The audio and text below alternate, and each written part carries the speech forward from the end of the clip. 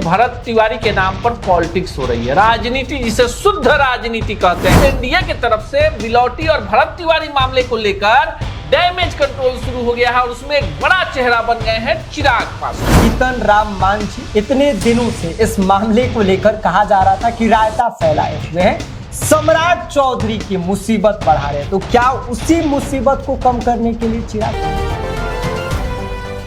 आज की बात चिराग पासवान, और चिराग पासवान की बात इसलिए क्योंकि आज वो बिलौटी गांव पहुंचे हुए थे। भरत तिवारी के इनकाउंटर के 17 दिन बाद वो पहुंचे। उनकी मां की आंखों से आंसू पोंछे, पिता के कंधे पर हाथ रखा और ये भरोसा दिलाया कि हम आपके साथ खड़े हैं। लेकिन 17 दिन बाद चिराग पासवान क्यों पहुंचे, पहले क्यों नहीं? और इसी पर आज चर्चा के लिए हमारे साथ हमारे सहयोगी और वरिष्ठ पत्रकार अनूप नारायण सिंह सर हैं और इनसे इसी मुद्दे पर बात करेंगे। लेकिन उससे पहले आप देखना शुरू कर चुके हैं स्वराज पोस्ट और मेरा नाम विष्णु है। सर देखिए विष्णु, आपने आज जो विषय उठाया है, अब देखिए भरत तिवारी के नाम पर पॉलिटिक्स हो रही है, राजनीति जिसे शुद्ध राजनीति कहते हैं।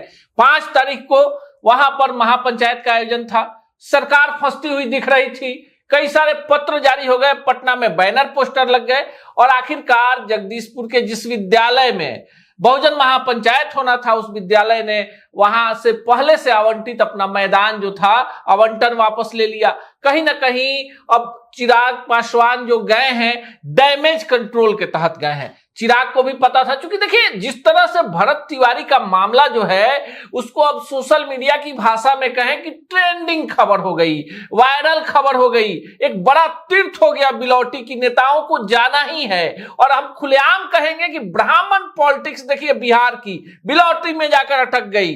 और चिराग पासवान पहले ऐसे नेता हैं जो केंद्र सरकार में मंत्री हैं, जिनके बिहार में 19 विधायक हैं और बिहार में भी बड़ी ताकत है। तो चिराग पासवान जो है बड़ा एक साहस इन्होंने दिखाया है।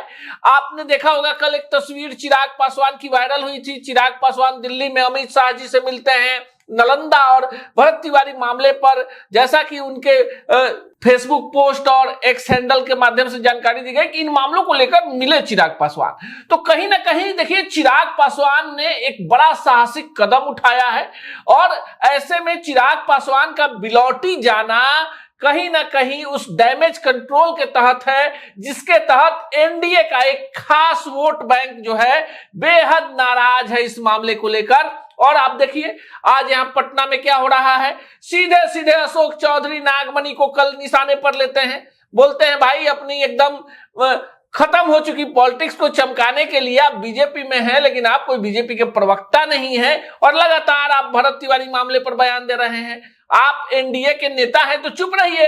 जो अधिकृत सोर्स है, जो जांच कमेटी है, पुलिस है, वो बयान देगी और जब जांच कमेटी की रिपोर्ट आएगी हर लोग उसको मानेंगे।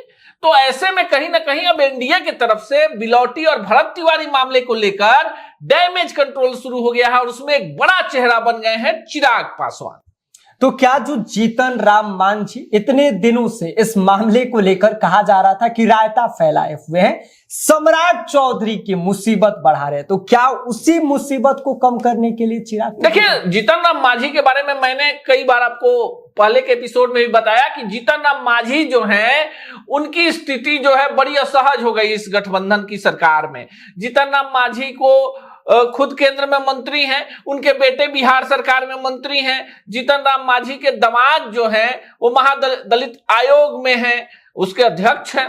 तो कहीं ना कहीं जीतन राम मांझी अब एमएलसी चाहते हैं, राज्यसभा चाहते हैं और जीतन राम मांझी राजनीति में, एनडीए की राजनीति में खुद को और प्रमुखता से रखना चाहते हैं। लेकिन आपको ये भी पता होगा और हमारे दर्शकों को भी पता होगा कि बिहार में जब से सम्राट चौधरी मुख्यमंत्री बने हैं, नीतीश कुमार राज्यसभा में गए हैं, यहां पर बोलबाला बीजेपी का है। और जीतन राम मांझी हो, उपेंद्र कुशवाहा हो या फिर चिराग पासवान हो, ये एक बड़े मार्केबल बात है कि ये तीनों जो है बीजेपी के साइड से हैं, ना कि जदयू के साइड से हैं। तो इन तीनों को जो कुछ भी मिलना है नहीं मिलना है बीजेपी को ये डिसाइड करना है। और मुख्यमंत्री बीजेपी के सम्राट चौधरी, आपने कहीं सम्राट चौधरी का बयान नहीं सुना होगा भरत तिवारी को लेकर कि भाई गलत है सही है। सीधे दबाव पड़ता है, सरकार जो है, मुखिया जो है सरकार के सीधे जांच कमेटी का गठन कर देते हैं। ठीक है, इसको लेकर बड़ा जन आंदोलन खड़ा हुआ है, लेकिन जो लोग इस पर राजनीति करना चाहते हैं, बिहार को फिर उस जातीय तनाव की तरफ ढकेलना चाहते हैं, उनके मुंह पर आज चिराग पासवान ने जोरदार तमाचा मारा है। चिराग पासवान का यह कदम सम्राट चौधरी के लिए फायदेमंद साबित होगा? देखिए, राजनीति में कौन सा कदम किसके लिए फायदेमंद हो, लेकिन चिराग के लिए तो कहीं ना कहीं चिराग ने एक बड़ा मैसेज दे दिया है कि आने वाले भविष्य में बिहार के सभी जातियों और सभी वर्गों को लेकर चलूंगा। क्योंकि चिराग पासवान एनडीए का हिस्सा है, बिहार में भी उनके मंत्री हैं और केंद्र में भी उनके मंत्री हैं, तो ऐसे में चिराग पासवान जब बिलौटी पहुंचे होंगे तो उसके पहले दिल्ली और पटना में जरूर मीटिंग हुई होगी और तभी चिराग पासवान वहां पर पहुंचे थे। जी धन्यवाद सर इस चर्चा के साथ जुड़ने के लिए। आपको बता दें कि इस चर्चा का निष्कर्ष जो है वो इस बात पर खत्म होता है, ये चिराग पासवान आज जो बिलौटी पहुंचे हुए थे भरत तिवारी के इनकाउंटर के 17 दिन बाद, ये एक तरह से देखा जाए तो डैमेज कंट्रोल था। अब तक जो लोग इस इनकाउंटर को सही ठहरा रहे थे या फिर न्यायिक जांच के बीच कुछ ऐसे बयान दे रहे थे जिसका इंपैक्ट सीधे सम्राट चौधरी के ऊपर पड़ रहा था, एक तरह से इसको भी कंट्रोल करना था और एक सियासी मैसेज भी देना था कि सरकार भरत तिवारी मामले में उनके परिवार के साथ खड़ी हुई है।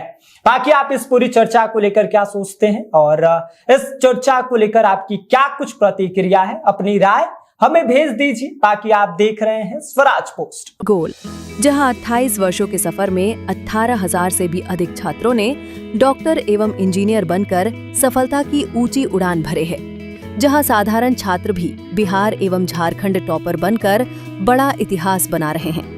दूरदर्शी शिक्षाविद श्री विपिन सिंह के मार्गदर्शन में मेडिकल एवं इंजीनियरिंग के लाखों छात्रों के लिए आशा की किरण के रूप में गोल, द रिजल्ट फैक्ट्री